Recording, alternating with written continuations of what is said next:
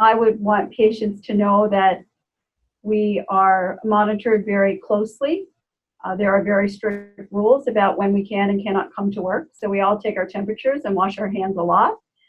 We have a strict masking policy. And we have really done a lot to establish social distancing in the work areas that patients don't see, as well as in the areas that patients do see. We've also been asked to spread out our schedule a little bit so that there are fewer patients in a waiting area at any one time. So all of these things have really been done to be in line with the CDC guidelines for social distancing and masking. The other thing that I'd like to share is that a number of patients have shared with me how safe they've felt getting treatment here.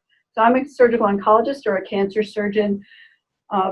I never really stopped operating, but only operated on patients with more advanced disease during this time, and spent a lot of time talking with patients about this. And I've had a fair amount of feedback on this, and it is really nice to see that patients have felt very safe and cared for here at Mayo. Typically, once the decision's made for patients who are having breast conserving surgery where the tumor is removed with a margin of normal tissue, usually for invasive cancers, lymph nodes are also checked.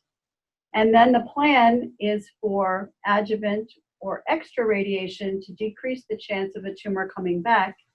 For these patients, usually the radiation part occurs 4 to 6 weeks after the surgery part and is given over a 3 to 6 week time period.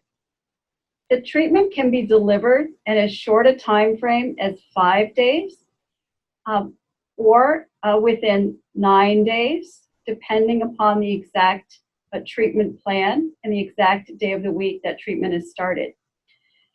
Here, because we have frozen section pathology, that means that the tissue we remove in the OR is evaluated by a team of pathologists while the patient is asleep.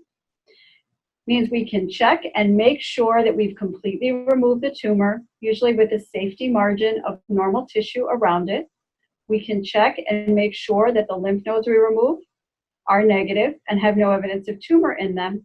And then during the same operation, instead of waiting for the patient to heal and waiting for the final pathology, we can place a special catheter that the radiation oncologist can use to deliver radiotherapy. What we do is that the day after surgery, we confirm the final standard H&E pathology, that our margins are indeed negative and that there's no disease in the lymph nodes. And then the second business day after surgery, the radiation treatment is initiated. So there's a growing body of data showing that this approach is safe in appropriately selected patients. Most recurrences of breast cancer, when the breast is retained, occur in the very same quadrant of the breast as the index tumor. So when we look at those recurrences, we're really aiming the radiation to the place where the patient is most likely to recur, so that the treatment is very effective. And numerous studies have shown that from a practical standpoint, the risk of local recurrence in the breast is essentially the same with this approach and with whole breast radiation when we follow patients for about 10 years. We developed this protocol here starting in 2011 and put our first patients on in 2012. And we thought about this again because of the questions that you brought up, concern for safety and multiple trips and minimal disruption, minimal episodes of travel.